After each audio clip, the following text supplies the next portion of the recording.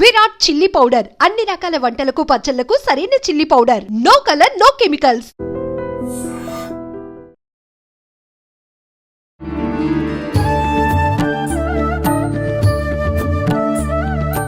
నమస్కారం, welcome to I dream. Dharma Margam with Vijitha కార్యక్రమానికి స్వాగతం. ప్రస్తుతం మనతో పాటు ఉన్నారు ప్రముఖ ఆధ్యాత్మికవేత్త, విశ్వ నియమాల ప్రచారకురాలు లక్కరాజు నిర్మల గారు. ఇప్పుడు అమ్మతో మాట్లాడి మరిన్ని విషయాలు తెలుసుకుందాం. అమ్మ నమస్తే. నమస్తే అమ్మ, మనం ఏ పూజ చేసినా కూడా ఖచ్చితంగా అక్షతలు లేనిది పూజ అనేది పూర్తి అవ్వదనే చెప్పాలి. కానీ ఈ అక్షతల్లో కూడా చాలా మంది, అది మరి ప్రాంతీయ ఆచారమా లేకపోతే ఎవరికి నచ్చినట్టుగా వాళ్ళు చేసుకుంటున్నారో తెలియదు, కానీ కొంతమంది కుంకుమతోటే అక్షతలు కలపాలి, కొన్ని వాటర్ తడి చేసి కుంకుమతో కలపాలి అంటారు. కొంతమంది లేదు, వాటర్ వద్దు, ఆయిల్ వేసి కొంచెం కుంకుమ వేసి కలపాలంటారు. కొంతమంది కుంకుమ అక్షతలు వాడకూడదు, పసుపు అక్షతలు వాడాలి అంటారు. కొంతమంది కుంకుమ పసుపు కలిపి కలుపుతారు. అసలు రకరకాలుగా చేస్తున్నారమ్మా. మొత్తానికైతే అసలు అక్షతలు ఎలా కలపాలి అనేది ఒక పెద్ద సందేహంగా మారిపోయింది ఈ మధ్యకాలంలో. ఎలా అమ్మా అసలు ఈ అక్షతలు కలిపే విధానం ఎలా ఉండాలి, అక్షతలతో పూజ చేసే విధానం ఏ రకంగా ఉండాలో తెలియజేయండి. తప్పకుండా నాన్న, ఇది ఇప్పుడు జనరేషన్కి నిజంగా క్వశ్చన్. ఎందుకంటే పూజా విధానం, పూజ చేయమన్నారు, అక్షింతలు అనేవి ఎందుకు వేస్తాం, దాని ఆంతర్యం ఏంటి? 2 దీపాలు పెడతాం, 2 దీపాల ఆంతర్యం ఏమిటి? ఏమ్మా అందులో నూనె పోస్తాం, నూనె ఆంతర్యం ఏమిటి? ఒక ఆయన ఏమో ఇంకో ఆయిల్ ఏమంటాడు, ఒక ఆయన కొబ్బరి నూనె ఏమంటాడు, ఇంకో అంతే. సమాజంలో ఎంతో నమ్మకాలు, విశ్వాసాలు ఒక్కొక్క ఊర్లలో, ఒక్కొక్క దేశంలో, ఒక్కొక్క ప్రాంతంలో వాళ్ళ నమ్మకాలు, విశ్వాసాలతో ఈ పూజలు జరుగుతాయి నాన్న. దానివల్ల సార్వజనీనికమైన సత్యం మాత్రమే నేను ఇప్పుడు చెప్పబోతున్నా. అది అందరికీ వర్తిస్తుందో వర్తించదో తెలియదు, కానీ అందులో ఉన్న రహస్యాలను మాత్రం నేను ఓపెన్గా చెప్తాను. అయితే ఏంటంటే, బియ్యము అనేది వైట్ అంటే చంద్రుడికి సంబంధించింది, అది మన ఆజ్ఞాచక్రానికి సంబంధించింది. తెల్లది అంటేనే అమ్మ అని అర్థం, అంటే తల్లి, చల్లని చూపులతో ఉండేది తల్లి. ఈ విశ్వం మొత్తంలో అన్నం పరబ్రహ్మ స్వరూపం అన్నారు. అంటే ఏంది, ఆ బియ్యానికి ఒక వైబ్రేషన్ ఎక్కువ ఉంటుంది, అందుకే శివుడి పూజ చేసినప్పుడు, శివుడికి అభిషేకం చేసినప్పుడు ఉట్టి వైట్ బియ్యమే వేయిస్తారు శివుడి మీద, ఉట్టి తెల్లటి అక్షింతలే వేయిస్తారు శివ రుద్రాభిషేకం చేసినప్పుడు.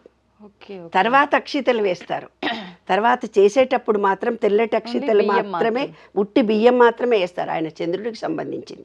శివుడి దాంట్లో ఒక చంద్రుడు ఉంటాడు కదా, ఆ చంద్రుడి గురించి. అమ్మవారు కూడా చంద్రుడు ఉంటాడు, అంటే మన శరీరంలో కూడా చంద్రకాంతిని చూపించాను మీకు ఒక రోజు. అట్లాగే ఇక్కడ ఉండే మన ఆజ్ఞాచక్రం అనేది చంద్రుడికి సంబంధించింది. అందుకని ఏం చేస్తారంటే దానికి ప్రతీకగా అక్షింతలు వాడతారు, తల్లికి గుర్తుగా అని అర్థం అనమాట. అయితే ఏంటిది, పసుపు కుంకుమ అనేవి మనకు 2 ఉన్నాయి.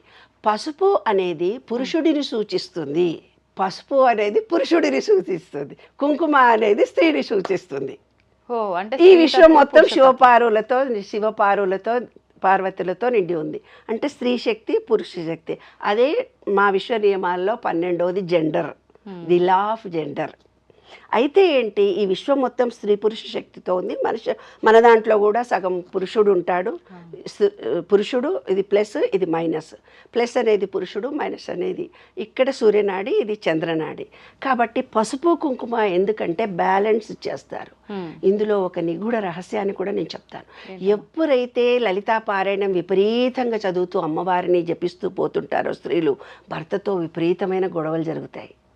ఎందుకు, ఆమెలో స్త్రీ శక్తి అధికంగా వస్తుంది. ఎప్పుడైతే స్త్రీ శక్తి అధికంగా వస్తుందో పురుషుడు డౌన్ అయిపోతాడు వాళ్ళ ఇంట్లో. హస్బెండ్ అండ్ వైఫ్ మధ్య గొడవలు జరుగుతాయి. కాబట్టి ఎవరైతే లలితా పారాయణం చేస్తారో ఎక్కువ శివార్చనలు కూడా ఖచ్చితంగా చేయాలి. అందుకే చూడు, విష్ణు పూజలు చేసినప్పుడు, విష్ణు సహస్రనామ చదివినప్పుడు లక్ష్మీ చదవమ్మా మర్చిపోతావేమో అని అంటారు. అంటే ఈ విశ్వం మొత్తం స్త్రీ పురుష శక్తితో ఉంది, మనలో కూడా స్త్రీ పురుష శక్తి ఉంది. మనం ఏ దేవుణ్ణి ఎక్కువగా కొలుస్తున్నామో ఆ శక్తి మనలో విజృంభిస్తుంది. మనం లలితా పారాయణం ఎక్కువ చదవడం మూలంగా మనలో స్త్రీ శక్తి అధిగమిస్తుంది.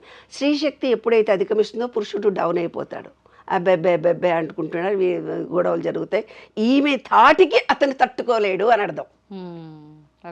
అంటే 2 బ్యాలెన్స్డ్గా చేయడానికే అక్షితలు వాడతాం.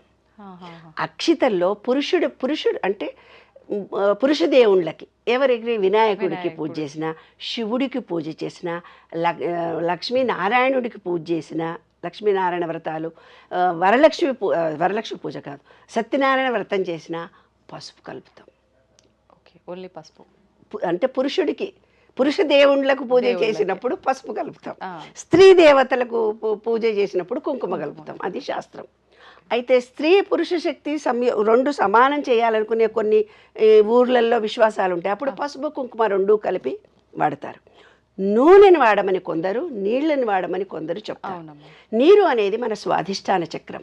నీటితో కలిపినా ఒకటే ఫలితం ఉంటుంది. అంటే అందరితో అన్యోన్యతాభావాన్ని పెరుగుతుంది నీరు కలిపితే. లేదు, నువ్వులు కలిపితే మూలాధార శక్తి మనకు యాక్టివేట్ అవుతుంది. నూనె కలిపితే నువ్వుల నూనెతో దీపం పెడతాము. నువ్వుల నూనెతో కూడా అక్షింతలు కలపండి అంటుంటారు కదా. నువ్వుల నూనెతో వేసి కలిపినప్పుడు, అందుకే చూడు పెళ్లిళ్ళల్లో తలంబ్రాలు ఒకళ్ళ మీద ఒకళ్ళు పోసుకుంటారు. అంటే స్త్రీ పురుష శక్తిని ఈక్వల్ చేయడానికే తలంబ్రాలు. అక్కడ పసుపు అక్షతలే కదమ్మా, పసుపు అక్షింతలే. అంటే పురుష తత్వాన్ని పెంచుతారు.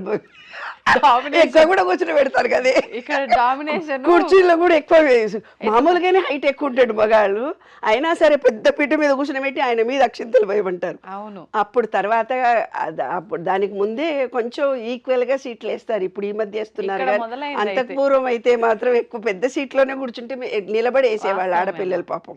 ఇప్పుడైనా ఫస్ట్ స్టార్టింగ్ లో అలానే కదమ్మా, అలానే చేస్తారు. తర్వాత కూర్చుని పెడతారు. కాబట్టి తలంబ్రాలు పోయడము అంటే మరి ఇంటికి ఎవరైనా వచ్చినా ఆశీస్సులు ఇయ్యమ్మా నీ చేతితో అంటుంటారు. ఆ బియ్యం పట్టుకొని మీరేమి ఆశీర్వచనం ఇచ్చినా 100% సక్సెస్ఫుల్ గా అవుతుంది. అందుకే గురువులు, పీఠాధిపతులు, ఋషులు మన ఇంటికి వచ్చినప్పుడు, పెద్దవాళ్ళు వచ్చినప్పుడు వాళ్ళకి దండం పెట్టు నాన్న, అక్షింతలు ఇచ్చి ఆశీర్వచనం తీసుకో అంటాం. అందులో ఆంతర్యం ఏమిటంటే పాజిటివ్ ఎనర్జీ తొందరగా వస్తుంది. అమ్మ, ఇప్పుడు భగవంతుడికైతే స్త్రీతత్వానికి ఒక రకంగా, పురుషతత్వానికి ఒక రకంగా, లేదు రెండు కలిపి అంటే ఈ రకంగా వాడదాం అనుకున్నాం. వివాహానికైతే పసుపు.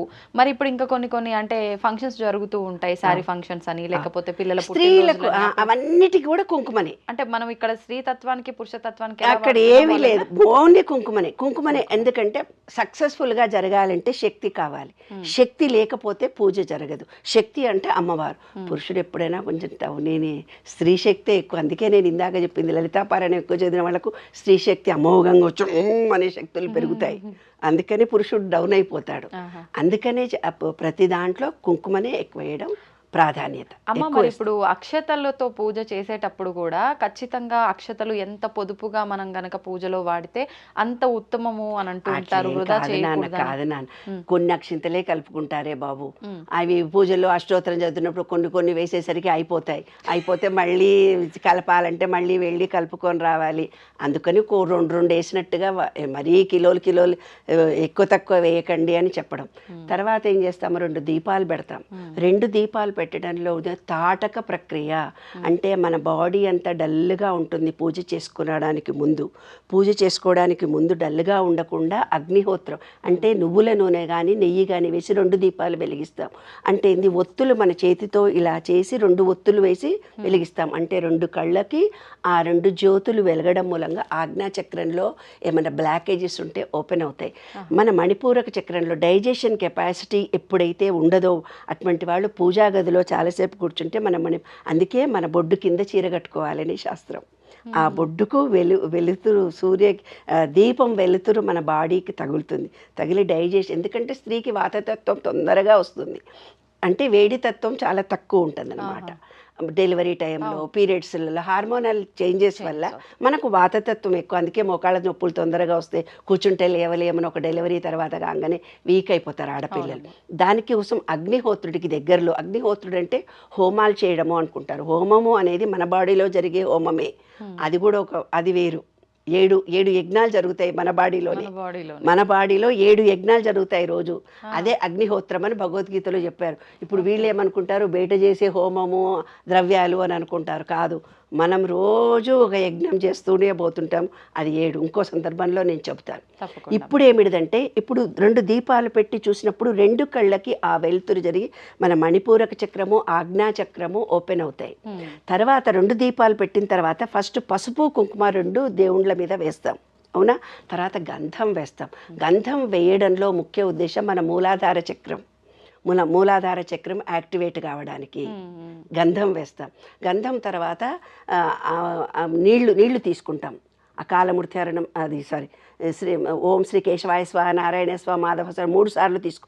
ఆ నామముతో నీళ్లను తీసుకొని కేశవాయ స్వాహ అనగానే, కేశవ అంటే ఏంటంటే బొడ్డు నుంచి ఇక్కడ దాకా బ్రీతింగ్, ఇది గాలి. గాలిలో మనకు ఎసిడిటీ వస్తుంది కదా నాన్న, ఎక్కడో దబదబ పనులు చేసుకొని వచ్చేస్తాము, ఆ గ్యాస్ అడ్డం పడి ఆకలిస్తుంది ఏం పూజరా అని పరిగెత్తుకొని పోకుండా ఆ 3 చుక్కలు ఓం శ్రీ కేశవాయ స్వాహ అనే ఆ ఒక్క నీళ్ళల్లో ఆ మంత్రం చదవగానే మన హార్ట్లో శ్రీమన్నారాయణుడు ప్లేస్ ఇది, అది ఓపెన్ అవుతుంది. ఓపెన్ అయిపోయి 3 చుక్కల నీళ్లు తాగగానే మన బాడీలో ఎసిడిటీ కిందికి వెళ్ళిపోతుంది. అప్పుడు మళ్ళీ చేతులు కడుక్కొని మనం పూజ చేస్తాం. పువ్వులు వేయమ్మా అన్నారు. పువ్వులు అంటే కాడ తీసి వేయాలి, అది ఆకాశతత్వానికి సంబంధించింది. కాడ తీసి వేసేసి పువ్వును దేవుడికి వేస్తున్నాం. ఎందుకమ్మా కాడ ఎందుకు తీస్తున్నాము అని అంటే దేవుడికి కుచ్చుకుంటుందమ్మా అని అక్కడ చెప్పారు. కాదు, మన విశుద్ధి చక్రానికి సంబంధించింది పువ్వు కాడ తీసి దేవుళ్ళకి వేయమంటే అందరు కూర్చొని ఆడవాళ్ళందరూ పూలు అన్ని కాడాలు తీసి అతపడేస్తారు. బయటకు వచ్చినాక ఆ అమ్మ గట్ల చేసింది, ఈ అమ్మ ఎట్లా చేసింది అని క్రిటిసిజం చేసి మాట్లాడతాం. స్త్రీలు కానీ పురుషుడు కానీ కాడ లేకుండా పువ్వును దేవుడికి వేసినట్టుగా మృదు మధురమైన మాటలు మాట్లాడాలి. కఠినమైన మాటలు మాట్లాడితే అది గుచ్చుకుంటుంది హృదయంలో అని చెప్పడానికి ప్రతీకతో కాడ తీసి దేవుడికి పూజ చేయబన్నారే బంగారం. అందుకని అది పూజ చేసేటప్పుడు తెలుసుకొని వాళ్ళ నిత్య జీవితంలో ఆచరించాలని పెద్దవాళ్ళు. మనం అది వేరు ఇది వేరు అనుకుంటున్నాం, కాదు. పూజా విధానమే మన నిత్య జీవితము అన్నమాట. ప్రతిదానికి ఒకదానికి లింక్ ఉంది. తర్వాత ఏం చేస్తున్నాము, మంత్రం ఏదో చదువుతున్నాం, ఒక బీజాక్షరాలు చదువుతున్నాం. బీజాక్షరాలు అనేవి మనకి ఎందుకు ఇచ్చినారు అని అంటే, మన మూలాధార చక్రం నుంచి స్వాధిష్టాన చక్రం దాకా అన్ని చక్రాలు యాక్టివేట్ కావడానికి. మన సెల్ ఫోన్కు పిన్ ఛార్జింగ్ పెట్టుకుంటాం కదా, రోజు ఛార్జింగ్ అయిపోతే అట్లా మనం పూజ చేసేటప్పుడు ఛార్జింగ్ అవ్వడానికి అనంత విశ్వ చైతన్యంలో ఉండే పాజిటివ్ ఎనర్జీని మన బాడీలోకి రిసీవ్ చేసుకోవడానికి మంత్రాలు. అప్పుడు ఏమన్నారు, వాళ్ళ ఇష్టం. శివుడికి సంబంధించిన శ్లోకాలు చదువుకుంటే ఓం నమ శివాయ అంటే శివుడు అనుగ్రహం కలుగుతుంది. అమ్మ ఓం మహాలక్ష్మి నమః అనుకుంటే అమ్మవారి అనుగ్రహం కలుగుతుంది. మీరు ఏ దేవుడు, ఆంజనేయ స్వామి అంటే ఆంజనేయ స్వామి. ఇది పూజా విధానంలో ఆయా దేవుడి అనుగ్రహాన్ని పొందటానికి. ఈ బీజాక్షరాలు ఏవైతే ఉన్నాయో భగవంతునికి మనకు అనంత విశ్వంలో పంచభూతాలకి మన శరీరంలో ఉండే పంచభూతాలు యాక్టివేట్ జరగడానికి. అమ్మ ఒక చిన్న డౌట్, ఇప్పుడు మామూలుగా పువ్వులతో ఆడుకుంటున్నప్పుడు పిల్లలు పువ్వులు చుంచి ఇట్లా పైన వేస్తే అలా పువ్వులు పైన జల్లొద్దు అని చెప్పి అంటారు. కానీ ఈ మధ్యకాలంలో ఇది జనరేషన్ మారుతున్న కొద్దీ భగవంతుడి పైన పువ్వులు వేస్తున్నాము కాబట్టి అక్షతలు వేస్తున్నాం, పువ్వులు వేస్తున్నాం. మరి దీని నుంచి తీసుకుంటున్నారో ఎలా తీసుకుంటున్నారో తెలియదు, కానీ ఫంక్షన్లలో కూడా వివాహంలో అయినా సరే మిగతా ఫంక్షన్లో అయినా సరే అక్షతల్లో పువ్వులు కలపడం అనేది ఎక్కువగా చూస్తున్నాం. అసలు పువ్వు రేకులు చల్లుతూ ఉంటే సుగంధం అంతకంటే ఎక్కువ ఇంకేం లేదు. అదొక ఆర్టిఫిషియల్, దాంట్లో ఫలితం రాదు. ఫలితం పువ్వుని ఎప్పుడైతే నువ్వు తుంచావో అంటే దానికి ప్రాణశక్తి పోయినట్టే కదా. ఒక పువ్వు ఈ విధంగా వేసినప్పుడు అంటే ఒక మాట మనం తుంచినట్టుగా మాట్లాడతామే, అబ్బా ఆమె మాట తుంచినట్టుగా మాట్లాడుతుంది, ఆ మాట బాగలేదు అంటే మనం ఎన్నో సందర్భాల్లో రోజు వింటుంటాం. అంటే పువ్వును తుంచినప్పుడు ఎలాగైతే తుంచినట్టుగా ఉంటుందో మన మాట అలా తుంచినట్టుగా ఉండకూడదు.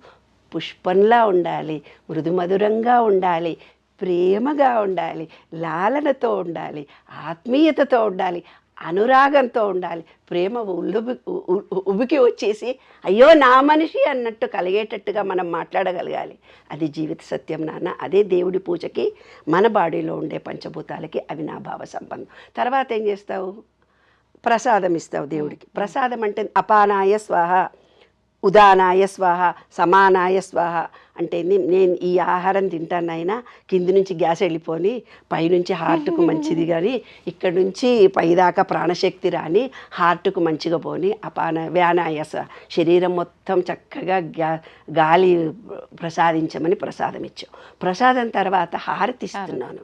హారతి ఇవ్వడం అంటే ఏంటిది, మనలో ఉండే ఆత్మ విశ్వ చైతన్యంలో ఆత్మ పరమాత్మ లౌకికంగా కలిసిపోవడము. అక్కడ నువ్వు ఒక అగరబత్తి వెలిగిస్తావు, పూజ చేసే ముందు 2 అగరబత్తులు వెలిగిస్తావు. అగరబత్తి అనేది మన హార్ట్కి సంబంధించింది.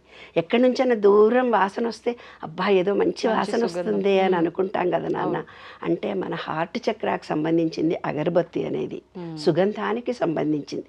అంటే మన మాట ఎలా ఉండాలంటే ఇక్కడ మాట్లాడిన దేశవ్యాప్తంగా ప్రచారం అయ్యేటట్టుగా అందులో ఎనర్జీతో కూడుకొని ఉండాలి, ప్రేమతో ఉండాలి, ఒక కృతజ్ఞతతో ఉండాలి. అదే అగరబత్తి.